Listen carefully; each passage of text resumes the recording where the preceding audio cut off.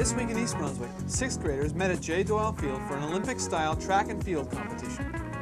First up, high school gym teacher Harry Morris, one of the day's organizers, will offer some background on the events. Dolly Vasta was at the High School Arts Festival Sunday and interviewed some of the participants. Today we'll hear the music of the Indigo Stage Band and meet cast members from a high school production of Alice in Wonderland. On Gourmet Cooking, Carol Merrill will make an easy pasta salad. Robin Honig will review Tilly's Rescue today on Kids' Comments, followed by this week's Read Aloud trivia question. On Consumer Aware, Adrian Eisner will discuss buying contact lenses and will end with this week's Township Council review. Stay tuned.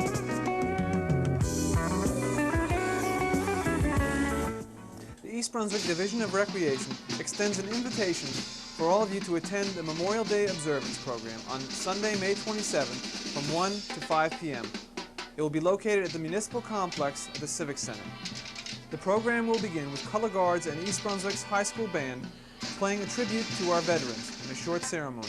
A picnic will follow this ceremony. Hamburgers, hot dogs, ice cream, and liquid refreshments will be served. Bring your family, spread out a blanket or sit on a picnic table and enjoy the food, or sit back and listen to Dixieland Band music performed by the Red Hot Peppers. Once again, that's the East Brunswick Memorial Day Observance Program, to be held Sunday, May 27th from 1 to 5 p.m. at the Municipal Complex, East Brunswick Civic Center.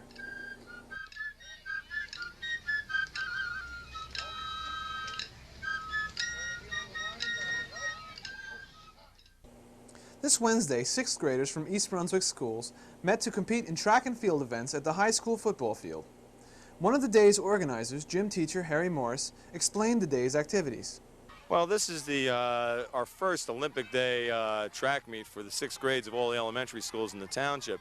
And it's keeping in with spirit with the Olympic trials that are coming up, and then the Olympic meet in the middle of June and August. The kids are they're participating in a 50-yard dash, boys and girls, a playground ball throw, a standing long jump, and they'll be doing a 600-yard run and a 400-meter yard run, a 400-meter relay, and a 200-meter relay, which this way the kids get a feeling of what's going to happen for the Olympics, and they can participate in things, and they challenge each school, so they have the bragging rights per se, what school is the best in the township. Also, there was a theme this year where the schools had to make up a particular country. They had to pick a South American country, and each team chose different countries like Brazil, Argentina, so on and so forth. And they made banners up and they had to march in just as if they were in the Olympics to get the feel of what the Olympic athletes will be hopefully going through when they enter Los Angeles. This will be an all-day thing. It'll run till about 1:30, something around that area. They bring their own lunch and we provide them with orange drink and just to play. That's basically it, orange drink, and they provide their own food. Hi, I'm Dolly Vasta for This Week in East Brunswick. The video crew and I are up at the arts festival at the high school called Arts in Action. We're going to be going around this afternoon looking at some of the marvelous exhibitions and speaking hopefully to some of the people that have helped make them possible. Why don't you follow us on around now? We're over here at the face painting, and let me see if we can get these young ladies' names. You are? Kelly. No last name, just? Kelly Clinton. Kelly Clinton. And you are, what is your name? Allison Savage. Allison? Allison, why did you decide to have your face painted? Oops. Because it looks nice. Because it looks nice. Where do you get your designs from, Kelly? Well, I think them up as we go along. I have an art class after school, and they taught us how to make like an abstract design out of letters of the alphabet or anything, really. Really? Around the eye. Is this the latest thing? Is this going to become the new thing after the festival, that everyone goes around with their face painted in one corner? I really don't know. Have you been doing this for long? No, we practiced 2 days at school, and this is the first time I've really done it on other people. Besides myself. Besides yourself, huh? Let me see. Turn around to the camera. Let's see there. You're having, are they hearts with little strings? Heart balloons. Heart balloons. Well, you're going to be absolutely gorgeous once you get out of here. I hope you realize that. Thank you very much, Kelly. Thank you.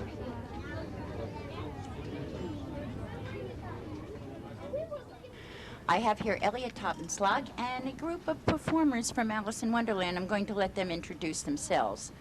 Elliot, you can say hi. Hi, I'm not Alice, I'm Elliot. Jonathan Sabin, the Caterpillar. Karen Shillitoe, the Alice. Not Alice. Brian Selznick, the Mad Hatter. Rachel Simon, the Queen. Aha, that's quite a group. We did get pieces of the show before. It's an excellent show. Elliot said something when I was talking to him before. You are going to Bucks County on Tuesday? Yeah, we participate in a thing with a whole bunch of other schools in competition for awards. How do you think you'll make out? I think we'll do very well. We usually do very well. We have a lot of fun. That's what really matters, I think. Well, I can remember those competitions from years ago. I attended a few with Elliot in the crowd. We started going in 1959. Oh, shush, Elliot. I don't want to hear it. They were probably all tiny children in their little cribs and their strollers. How do you feel about going up in the competition? I like it. I think the competition helps all of our performances. I think we tend to do better when we know we're competing against other people. Was this kind of a run-through today, a dress rehearsal for Tuesday in your own minds?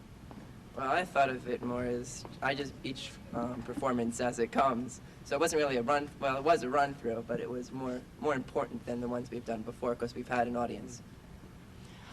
Well, there's been a big crowd here today. There's a huge crowd outside, and there seems to be a bigger crowd even wandering around the building. You had a nice crowd out front. Yeah, thank you. We really appreciate it. What we did today has never been done before in an audience, and our cast really needed to try it out. Yeah. Matter of fact, it's the very first time we've done the play without stopping. So we were kind of That excited. sounds familiar. You know, these costumes are marvelous. Who did them? Well, they're hodgepodges. We had some things in the costume room, and we were very lucky. We have two mothers who were come in to help. One is Mrs. Joan Vecchio, and the other is Elaine Boyko. And they've added and they've fixed and they've put spangles on, and they've done some wonderful things. Some of the things I've had in New York City for my own children's theater, we brought those in, and they've been cleaned up and taken care of. Well, listen, gang, it was great to see you. I know you want to get out of that hot gear and your face is washed. And as they say in the trades, break a leg Tuesday. Right. They'll be wonderful. I'm sure they will be. Thanks to all of you. Thank you very much. We're over here at a table where a whole group of artists are doing caricatures, and we happen to find one young lady over here. Tell me, what is your name, hon? Jackie Buck. Jackie, I just heard you say, though, your hand was getting very tired. How many of these have you done so far today? I kind of lost count. I guess like 15 or so, 15 or 20. 15 or 20? That's a lot of caricatures. Do you enjoy doing this type of work? Yeah, I'm an art major. What is the most important thing about a caricature? I'm laughing because I know you're trying to concentrate on what you're doing there and on what I'm saying to you. But what is the most important thing in catching in a caricature? Exaggeration of a prominent feature. Just exaggerating. What is your name, young lady? Amy Backenham. Amy Backenham. Amy, when did you decide that you wanted a caricature done? I saw her drawing them and it came out good, so I decided I'd like to have one done. Are you going to put it on your bedroom wall? If it comes out good, sure. Tell me something. When you get bored sitting in a class, do you ever decide to do your teachers? Yeah. On the edges of paper? Yeah. Have you ever been caught doing it? No. No? Well, listen, I'll let you alone now so you can finish doing this. Thank you so much. Thanks. Thank you, hon. Hi, and look who I found here, Chick DeCarlos. Hi, Chick. Hi, how are you? Good to see you again. Yes, long time no That's see. right. Is this the Indigos that are playing here today? The Indigo, the high school stage band, that's correct. How many members do you have playing here? About 30. About 30 people? Yes. With all the doubles. That's a lot. How many numbers are they going to do, Chick? We're playing 1 hour. So it's about, I would say, 20 numbers, 20 songs today. Out in this heat, why, Well, it You'll feels be, great in yes. comparison with all that rain and cold weather. That's for sure. As I said before to Joe Sweeney, you really lucked out today in the weather. You sure did. Yeah, yeah. Well, listen, why don't you announce what you're going to do next? And Okay, from Rocky to number 3, we're going to do Eye of the Tiger. very good. Good Thank luck. you, and good to see you again. Good to see you, Chick.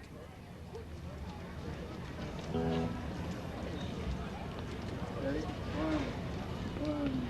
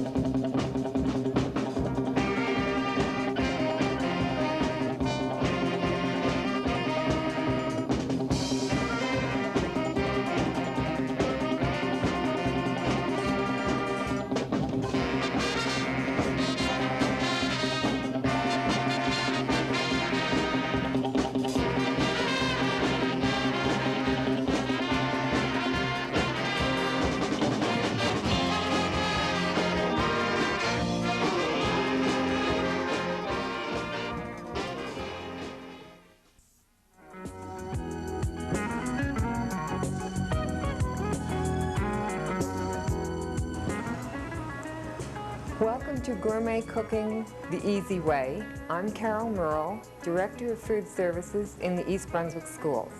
Our cook for this program is Jenny Van Wagner, head cook in the Frost School. Pasta comes in a variety of sizes and shapes and should be cooked in large quantities, usually about 6 quarts of boiling salted water. And to prevent sticking, you can add just a little oil. It comes in different sizes and shapes, and you can add variety to your menus by trying them all. We're using elbow macaronis tonight, which Jenny has pre-cooked for this show. And she's going to make pasta nicosia, a delicious salad that makes a complete summertime meal. First, she'll take the dressing. Combine 2/3 cup olive oil, 1/3 cup wine vinegar, 1 or 2 cloves of minced garlic, 1 teaspoon of salt,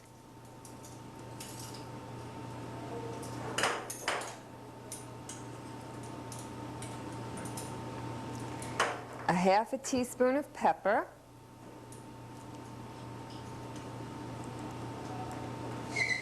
and 1 1/2 teaspoons of crumbled basil.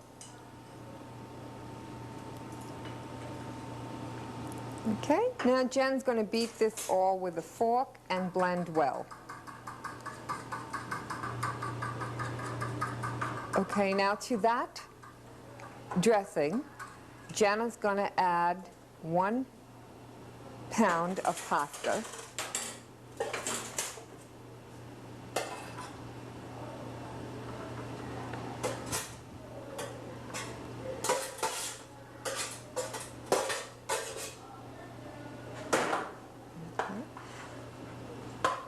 She's stirring it well into the dressing. After the pasta is well blended, we're going to add 2 cans of well-drained tuna,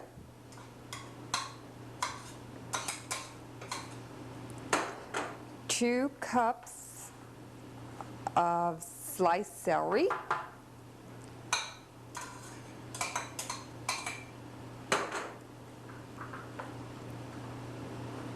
1 cup of thinly sliced red onions,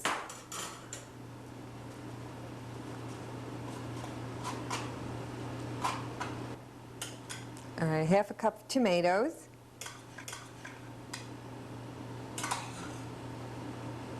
some parsley, 1/2 cup,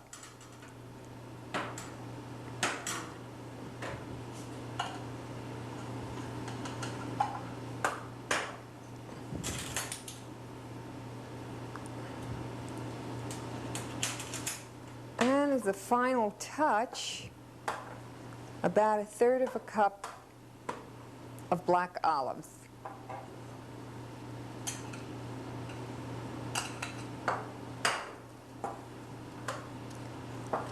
And this may be served at room temperature or refrigerated and served cold. If you would like to make it look more attractive for your guests or your family, you could just lay the ingredients on top of the pasta and have the guests mix it themselves as they serve it to themselves. For an added menu items, you could add some fresh fruit and perhaps sherbet for the dinner. This can be made in the morning and refrigerated and left until the evening.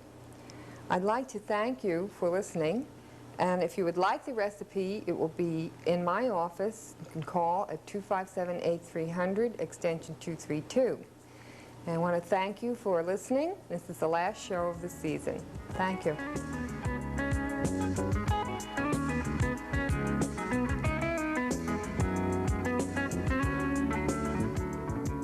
Tilly's Rescue has big illustrations that match the story.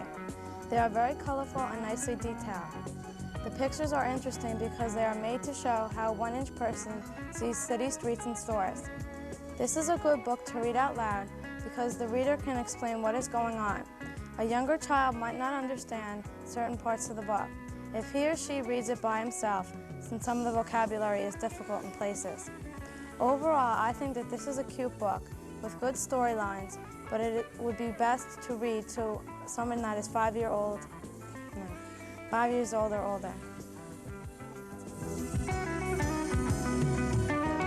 Hi, my name is Claudia Hamoki, and I'm a children's librarian at the library.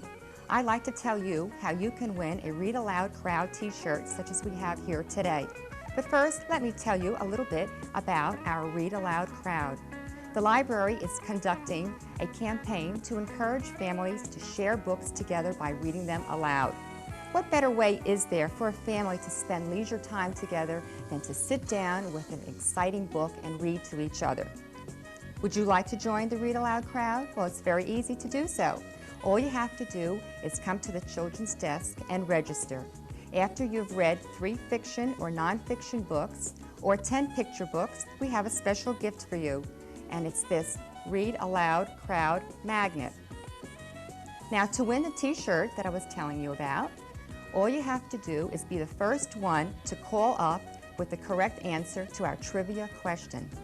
And the question for today is, what is Blubber's real name? And the number to call is 390-6780.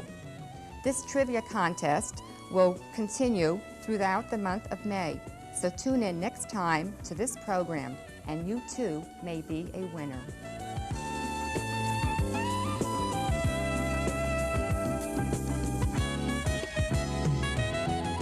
Hello, welcome to Consumer Aware.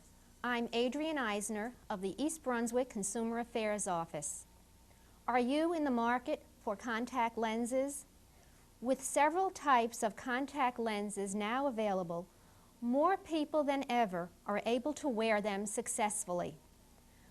But before you rush out to buy contacts, shop around to find the eye care specialist who is best suited for your needs. Only ophthalmologists and optometrists may prescribe contact lenses. Ophthalmologists are medical doctors, MDs, who specialize in diagnosing and treating diseases of the eye. They may prescribe drugs and perform surgery, and they may sell eyewear too. Optometrists are doctors of optometry, otherwise known as ODs. They too are trained to detect eye diseases. They may also examine eyes and prescribe and sell eyewear. Opticians fill prescriptions for eyewear written by ophthalmologists and optometrists. They may not examine eyes or prescribe lenses. They are permitted in the state of New Jersey to fit contact lenses. 2 steps are necessary to obtain contact lenses: an eye examination and a fitting. The eye examination reveals whether you are a good candidate for contact lenses and also includes a test which determines the prescription needed to correct your vision. Only MDs and ODs can perform an eye exam. The fitting, which involves measuring the curvature of the eye and determining which lens is best for you, can be done by the MD, OD, or optician. Under the Federal Trade Commission's eyeglasses rule, an eye doctor, that is an MD or an OD, must give you a copy of your eyeglass prescription after you have an exam. However, the doctor is not required to give you a copy of the contact lens fitting results, although some doctors will voluntarily do so. If you want to buy your contact lenses from a different specialist, you may have to pay for an additional lens fitting exam. Here are some questions to ask an eye care specialist when you are shopping around for contact lenses. First of all, what do you charge for lenses, fittings, adjustments, a lens care kit, and follow-up visits? Sometimes bargain price contact lenses are not really so if you stop to figure out all the extras that you must pay for. Also, be sure to inquire whether the eye exam is also included in the price. What is your refund policy? Not everyone who wants to wear contact lenses can adapt to them.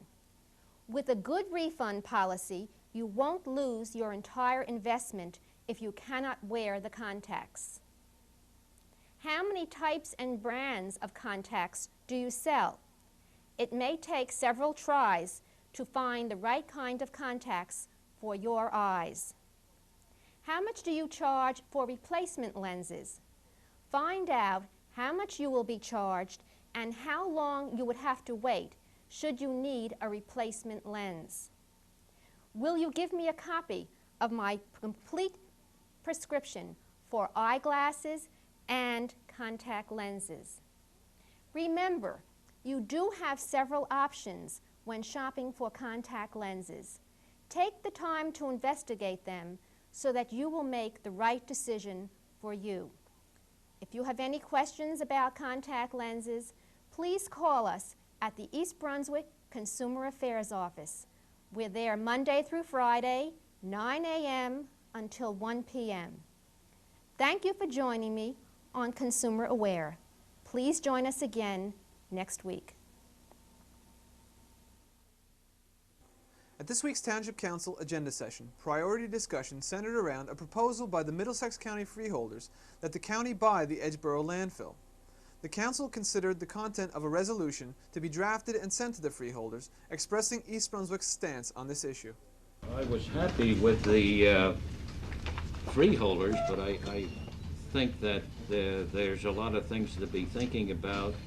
It seems as if it's a complete turnaround with the Freeholders in reference to the landfill. And they were talking in terms of cold disposal before and a plan in Sayreville. And then that kind of opened up the doors for Resco. And now it appears that behind the scenes, some agreement. I hope that the agreement holds water. I have no knowledge that any of our officials in East Brunswick were consulted on this matter, so that the interests of the community could be discussed in view of the fact there's a lot of impacts. For example, I think that if Middlesex sets up a utility, it wouldn't be under the PUC. And I think that they in turn would put the tipping fees on the tons of garbage. And there's a lot of questions of really how many acres are involved and how high it goes. And they mention a life of the landfill 20-25 years. I mean, there's a lot of things in the newspaper, but there's many questions that actually go unanswered. And I think maybe it would behoove us to sit down with the freeholders and find out what direction they're going. A resolution is a resolution, but there's certainly many questions that we could be asking. There are 695 acres down there, and they mentioned methane gas. The feasibility, could that methane gas be used? Maybe the gas is contaminated, who knows? So these were some thoughts. Maybe we can try to get a meeting with them. I think it'd be a lot more meaningful than a resolution. I have no problem with that, but I think the resolution is needed. Certainly, Good. We have been lobbying the freeholders for 2 years to get them to take a position against Signal Rascal, and this is the fruition of our lobbying effort. And so I would like to give them a pat on the back instead of a slug in the chin for that, and then urge them on to even greater and better things for the meeting. Yes, you were going to say something, Mr. Bush? Yeah, in a resolution, I would think not only should we pat them on the back, but we should make a plea to DEP not to try to block it, as we seen. There were 3 articles, as I read it. The first one announced the good news. The second one said, not so fast, DEP says it's against the policy of the Solid Waste Management Act. And the third article on the third day was co-disposal. I'm sure the council would like us to take a position pleading with DEP not to block a move that's being made for some kind of local action, because we have been a decent county taking care of our own waste. My only question to you at this point, and I know how to make that kind of language, do you want to take a position at all about the county sewage authority, which is saying, hey, what about co-disposal? Do you want to refer to that at all in the resolution? Co-disposal's not on the table now. And I wouldn't want to. I think it's just an opportunity for Kurtz to resurrect that again. Exactly, but he got a lot of press to it. Well, and you got to, well, I'm sure that they would like to have that. Okay, but do you agree we should block DEP, not to block what's going on? Right. Seems to me that there's several major advantages in this. Maybe Mr. Hudak forgot that a couple of years ago he thought East Brunswick ought to buy the landfill. And we decided it was much too expensive on this county to do, but with the county doing it, it spreads the cost and allows us to take care of our own waste. And you know, the thing that came through even more strongly over the weekend from the comments of the DEP officials is that there apparently is the real opportunity to stop all out-of-county waste. You know, initially it appeared as though it would just be out of state, but it looks like a county, you know, does have a lot more latitude when it owns a landfill, and you know, that just has so many benefits for East Brunswick and for the entire county that I think you know, we should strongly support what the freeholders want to do, and we should let DEP know that we would be upset if they blocked it. That's all for this week. Thanks for watching.